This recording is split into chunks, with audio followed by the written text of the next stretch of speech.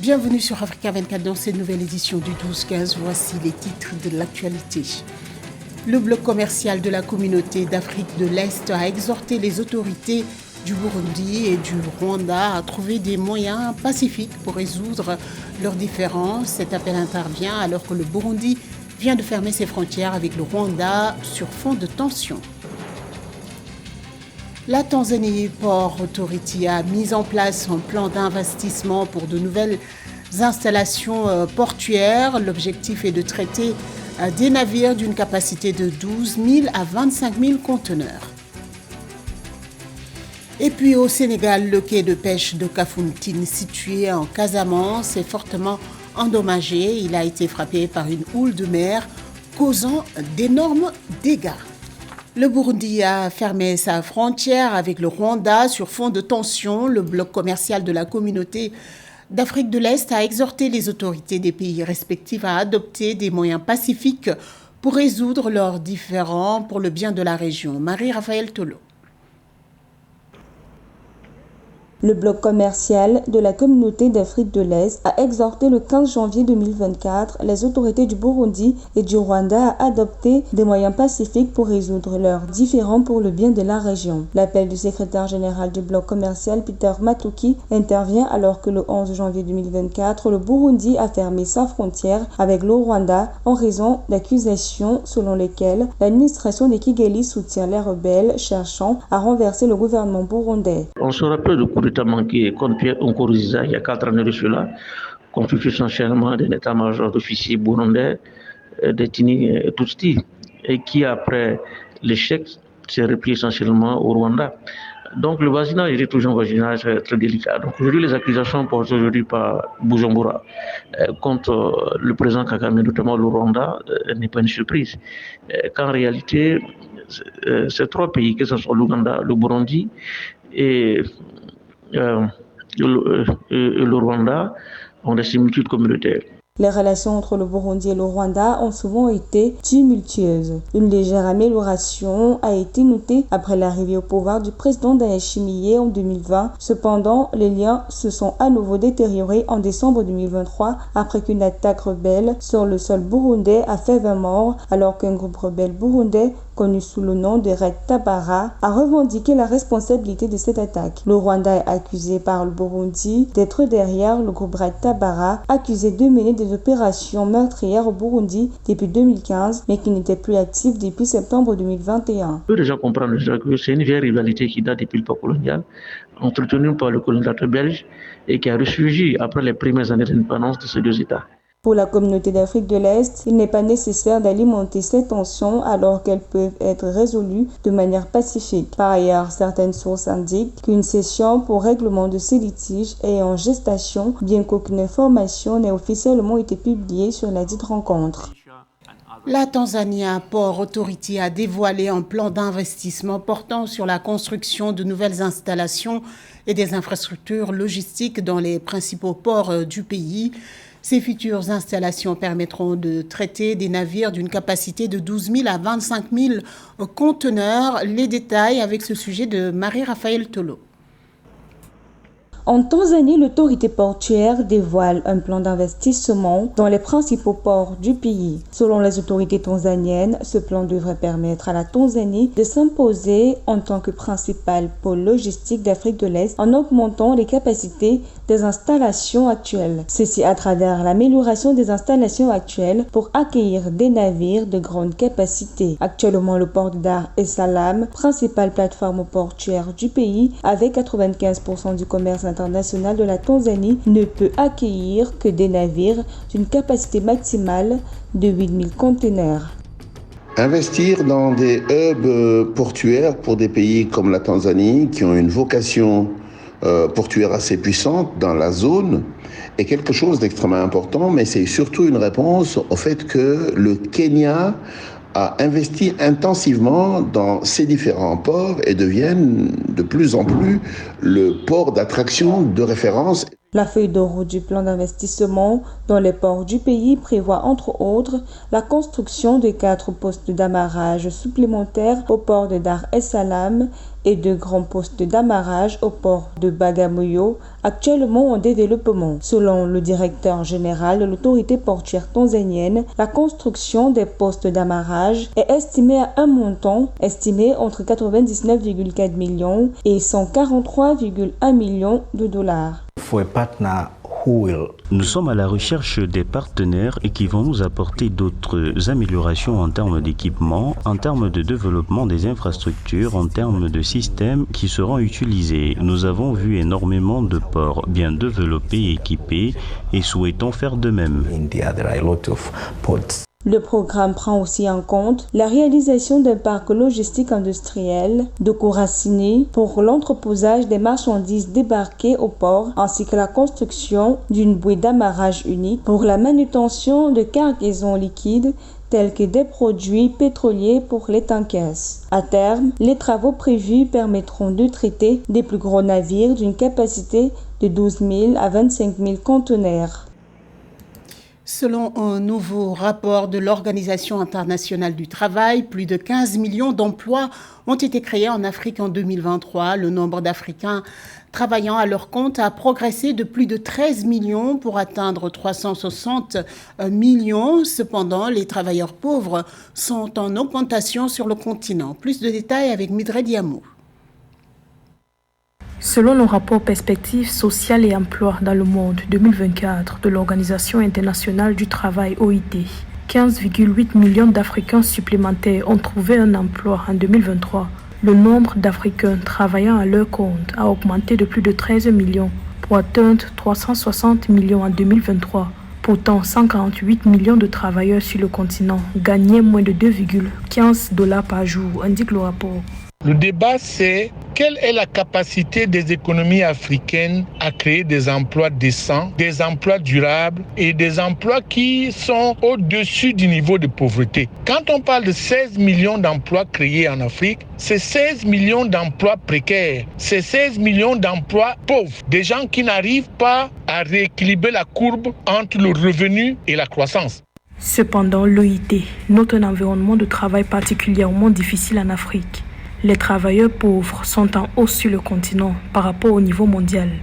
Le rapport révèle que parmi les 15,8 millions d'Africains supplémentaires ayant obtenu un emploi en 2023, 3,5 millions, soit 22% d'entre eux, gagnaient moins d'argent par jour que le salaire horaire moyen mondial. En Afrique subsaharienne, ces personnes représentaient 32,8% de tous les travailleurs, largement au-dessus de la moyenne mondiale de 6,9%. Même ces emplois précaires, qui sont en réalité des emplois occupants, mais pas nécessairement des emplois enrichissants, ont des problèmes à élever le niveau de la richesse et améliorer les conditions de vie des Africains. D'où il y a nécessité de travailler à aider le secteur privé à créer non seulement des emplois décents, mais des emplois qui s'écartent de la pauvreté et des emplois qui luttent contre la pauvreté. Le rapport de l'OIT montre un déséquilibre croissant des revenus et des marchés du travail à l'échelle mondiale. Même si le taux de chômage global s'est amélioré, 86,5% de tous les employés en Afrique travaillaient dans le secteur informel en 2023.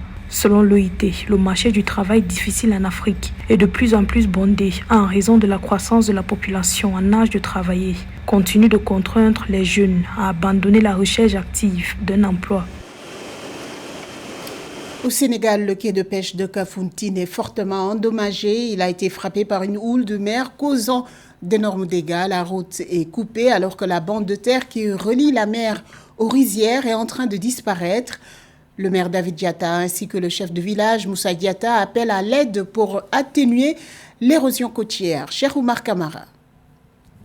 La commune de Kafountine, située au sud du Sénégal, a été récemment secouée par une puissante houle de mer, laissant derrière elle un paysage de destruction. Le quai de pêche, cœur battant de l'activité économique locale, a subi des dommages massifs avec des câbles électriques arrachés et des tuyaux d'eau mis à nu, paralysant ainsi les infrastructures vitales pour la communauté. De plus, une bande de terre a été engloutie, exacerbant les craintes concernant l'érosion côtière. Nous alertons et demandons secours urgent pour poser des actions fortes de secours d'urgence avant que l'irréparable ne se produise. L'irréparable a failli se produire aujourd'hui, car vous voyez tous les tuyaux qui sont là, les câbles qui sont là, les câbles d'électricité de haute tension sont dehors. Ces câbles qui étaient engloutis par le sable, enfinés au sable, sont aujourd'hui extraits par l'eau. Et l'irréparable a failli se produire. C'est pourquoi c'est vraiment le lieu d'alerter les plus hautes autorités de ce pays et de demander des secours urgents. Le maire de la commune et le chef de village ont lancé un appel urgent à l'aide pour faire face à cette crise. L'ampleur des dégâts a attiré l'attention sur la nécessité pressante de protéger la côte de Kafountine contre une éventuelle érosion future, mettant ainsi en péril non seulement les moyens de subsistance des habitants, mais aussi l'essence même de leur mode de vie. Il n'y a pas plus urgent que la situation que la population de Kafountine est en train de vivre actuellement. Ce matin, en période de marée haute, l'eau était jusque vraiment là où vous voyez là. Et présentement, parce que nous sommes en période de marée basse, nous avons essayé des mesures douces avec les épis que vous voyez, vous apercevez là-bas. C'est des épis perméables. Ce matin, ces épis-là étaient engloutis. On ne voyait même pas ces épis-là. Donc, raison pour laquelle j'interpelle les autorités étatiques centrales de ce pays pour qu'ils viennent sauver le quai de pêche de Kafountine. Face à cette situation, les autorités locales et les habitants de Kafountine espèrent une réponse rapide et efficace de la part des instances gouvernementales et des organisations concernées afin de prévenir de futures catastrophes similaires et de restaurer la vitalité de cette communauté côtière composée de 14 îles à quelques mètres de l'océan Atlantique. Et maintenant, notre page sport avec José Douglas, journaliste au service des sports d'Africa 24.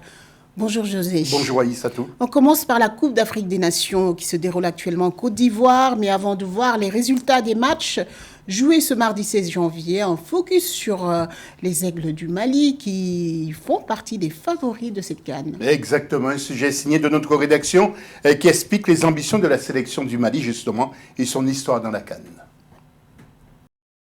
Le Mali a déjà participé à 12 phases finales de la Coupe d'Afrique des Nations de football. En 1972 au Cameroun, l'équipe réalise sa meilleure performance de son histoire en atteignant la finale de la CAN. Finale perdue face au Congo, vainqueur sur le score de 3-2. Pour la CAN 2023 en Côte d'Ivoire, les Aigles du Mali se sont qualifiés grâce à 5 victoires en 6 matchs, soit un total de 15 buts marqués contre 2 buts encaissés. Mon premier objectif, c'est de gagner des matchs.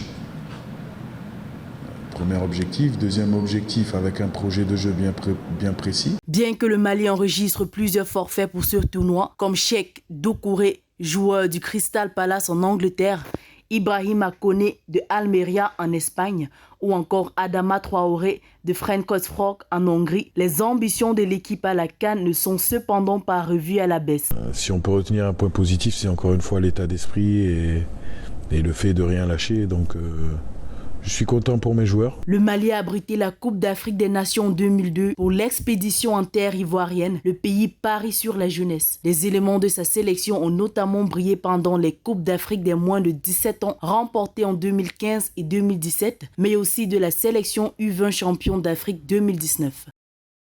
Un point, José, sur les matchs joués ce mardi 16 encore, il y a eu des surprises. Oui, un groupe D tout d'abord, eh bien la Mauritanie qui a longtemps dominé le Burkina Faso se fait piéger à moins de 10 minutes de la fin sur pénalty. Il faut dire que l'entrée de Bertrand Traoré a changé les données de la rencontre et c'est lui d'ailleurs qui a transformé ce pénalty pour la victoire du Burkina Faso. En groupe E, il y avait 2 matchs. La Namibie contre la Tunisie. Pourtant, les Tunisiens ont eu quelques occasions, mais sans concrétiser. Donc, la Namibie a surpris aussi en malmenant l'équipe de la Tunisie. Elle emporte sur le score de 1-0 face aux Aigles de Carthage. Le but a été inscrit par Dylan Kavenji. Et puis, le second match de ce groupe E, eh bien, qui était plus équilibré, c'est Mali, Afrique du Sud. Ça jouait très vite. Un pénalty raté pour les Sud-Africains par Tao. Et les Aigles ont ensuite survolé la rencontre grâce à Amari Traoré et Lassine Sinayoko les 2 buteurs. Pour le tableau maintenant, Aïssatou, pour ce groupe D, le Burkina Faso, possède 3 points devant l'Algérie et l'Angola, 1 point. Et 4e, la Mauritanie. Un groupe E maintenant, Mali et Namibie sont premiers ex-aequo, 3 points. Et ensuite, Tunisie, 0 et Afrique du Sud, 0 points. Quelles sont les affiches du jour? Oui, on joue en groupe F, 2 rencontres. Stade de Laurent Pocou à San Pedro, Maroc, Tanzanie à 18h, soit 17h GMT. Et ADC Zambie à 21h, soit 20h GMT. Donc les Léopards seraient donnés favoris. Alors, quant au Maroc, après un mondial réussi au Qatar, écoutez justement l'entraîneur du Maroc, c'est Walid Regragui, ce qu'il en dit. Plus les compétitions africaines avancent, plus on s'éloigne de la date où l'on avait remporté, mais ce n'est pas une raison de se mettre la pression. On va y aller pour jouer notre football, pour donner le maximum et surtout pour ne pas avoir de regrets.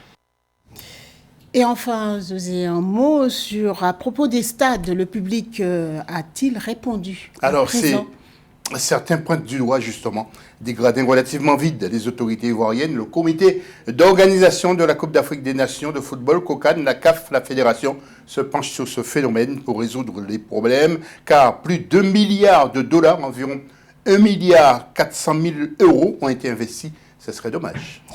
Merci pour toutes ces précisions. Ce journal a été réalisé par l'ensemble de la rédaction. Merci pour votre fidélité. Dans un instant, une nouvelle édition de l'information sur Africa 24.